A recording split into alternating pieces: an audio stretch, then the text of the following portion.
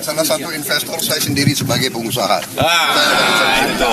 Ya. Pak Prabowo investor, guys. Dalam negeri, Pak. Pak Jokowi saya kira sudah mengambil peran sejarah, beliau yang inisiasi.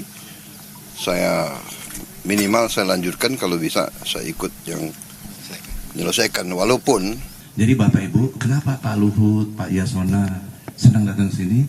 Karena mereka tahu kalau mereka datang ke sini usia pasti nambah minimal 10 tahun. Assalamualaikum warahmatullahi wabarakatuh. Teman-teman, balik lagi di channel YouTube gua, Hairun Imam.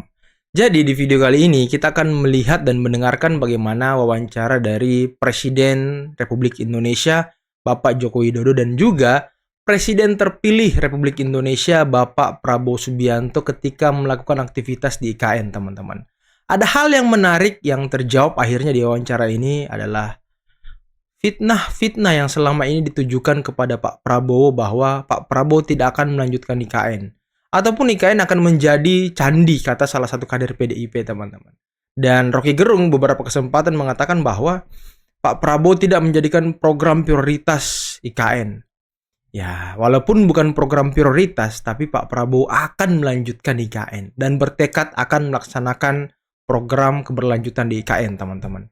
Dan juga ini menepis bahwa orang-orang yang selama ini mengatakan Pak Prabowo tidak akan berkantor di IKN, ini terjawab juga, teman-teman. Ternyata Pak Prabowo sebagai Presiden Republik Indonesia ketika sudah dilantik dan IKN menjadi ibu kota, beliau akan berkantor di IKN. Wah, ini seperti menampar kalian yang selalu memfitnah, menebar kebencian, menebar opini-opini liar untuk supaya masyarakat itu membenci pemerintah. Saya ketawa aja lihat fitnah-fitnah kalian, guys. Tapi ya ternyata ini fakta menarik lagi, teman-teman. Pak Prabowo adalah salah satu investor di IKN. Inilah kesungguhan dan tekad Pak Prabowo untuk melihat ibu kota kita menjadi kota dunia, kota yang dibanggakan oleh seluruh rakyat Indonesia. Oke, tanpa perlu berlama-lama lagi, mari kita simak videonya berikut ini.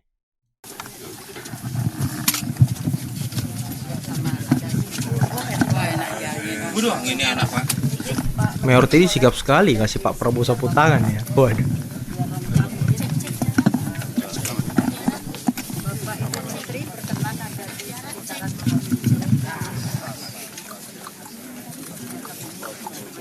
Selamat pagi Pak, ini kan pertama kalinya Pak Bapak mengajak semua menteri menuju ke Istana Kepresidenan IKN Pak. Mungkin ada yang ingin disampaikan?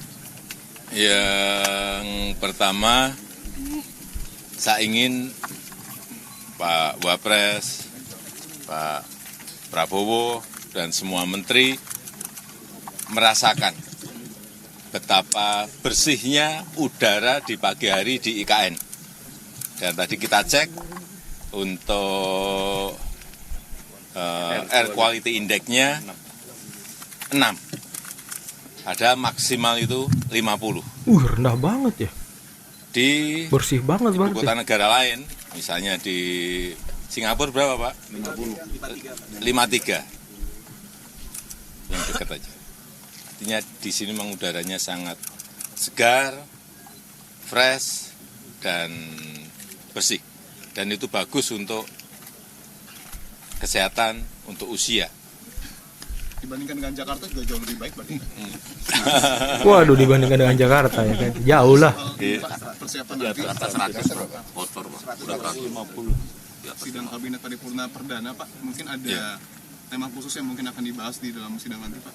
Ya, yang pertama kita akan menjelaskan kembali mengenai IKN.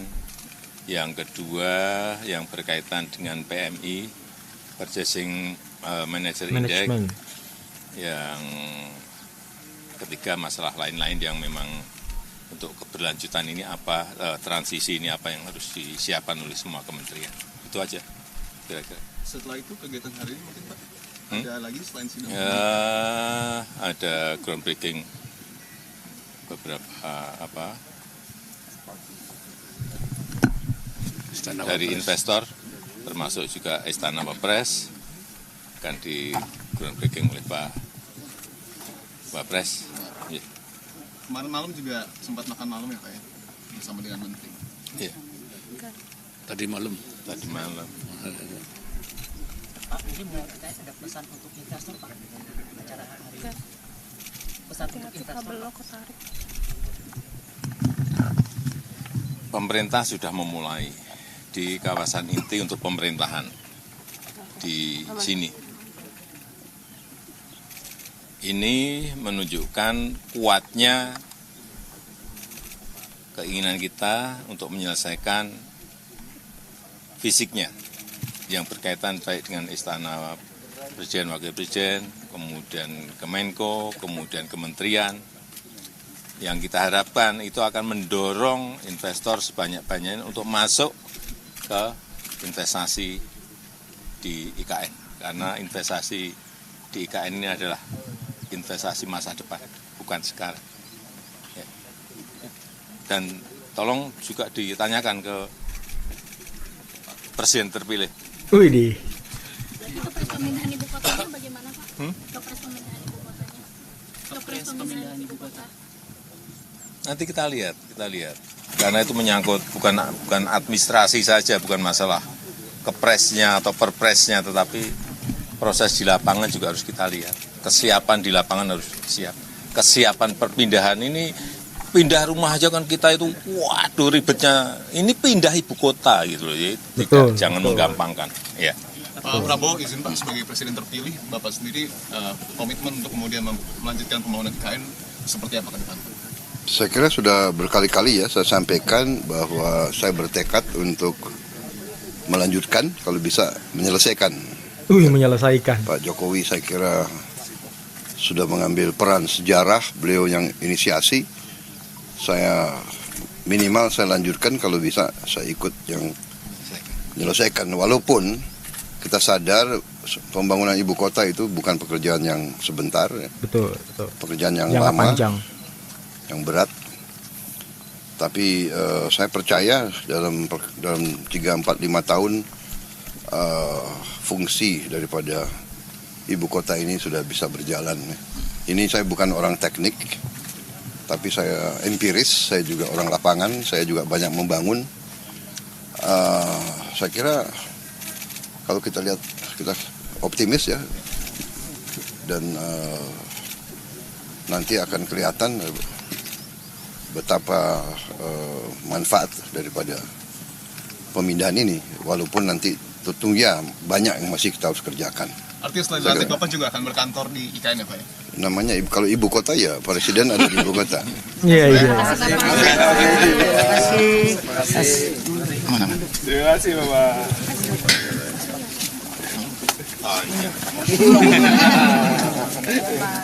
Salah satu investor saya sendiri sebagai pengusaha. Itu. Pak Prabowo investor, guys. Dalam negeri, Pak. Wah, luar biasa. Luar biasa untuk akselerasi dari semenjak bulan pertama tahun 2024. Jadi kita berharap ya sesuai dengan planning, dan dengan adanya uang publik kita melihat banyak sekali kemudian pihak-pihak lain yang juga mulai membangun di IKN. Ini tentu berharap bisa makin.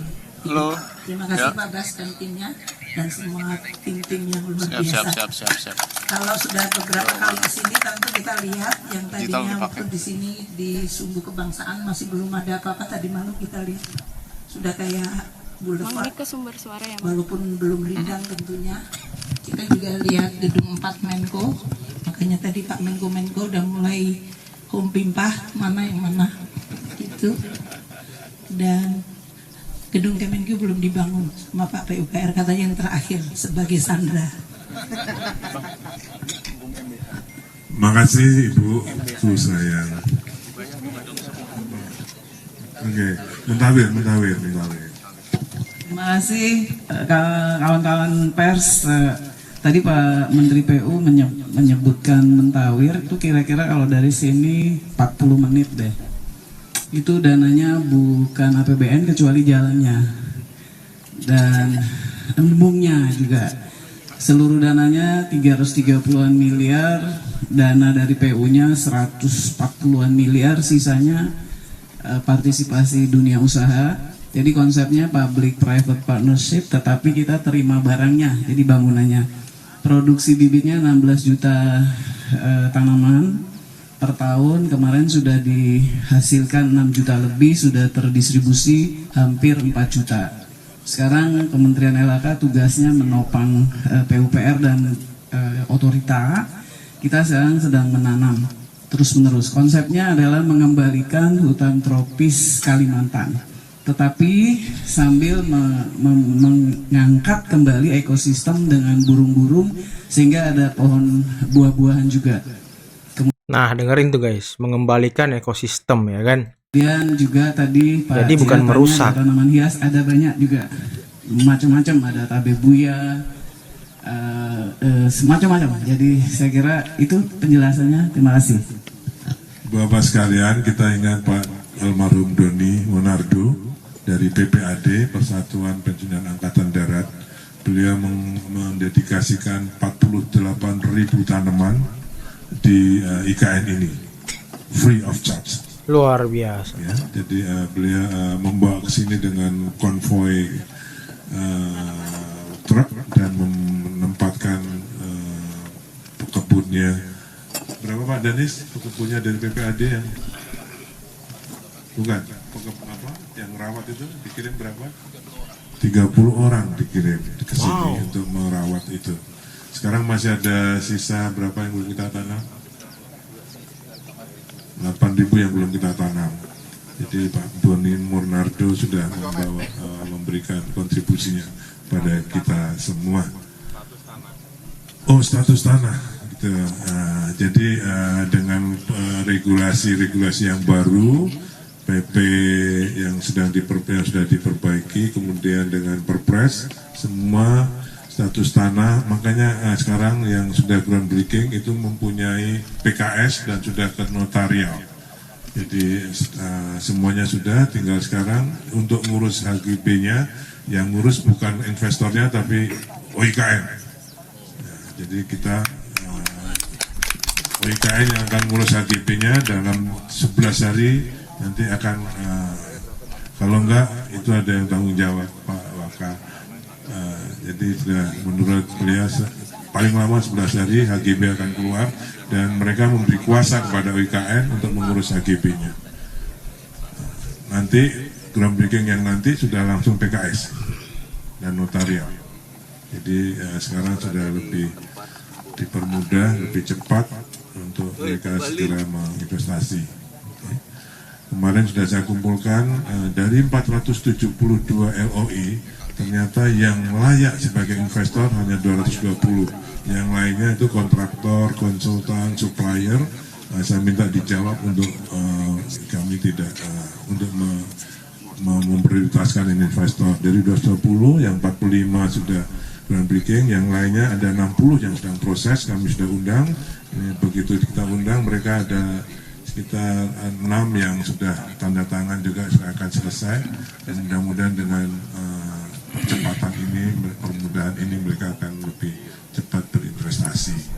Kita bisa bayangkan kalau 60 itu sudah gerak lagi, sudah begitu ramai.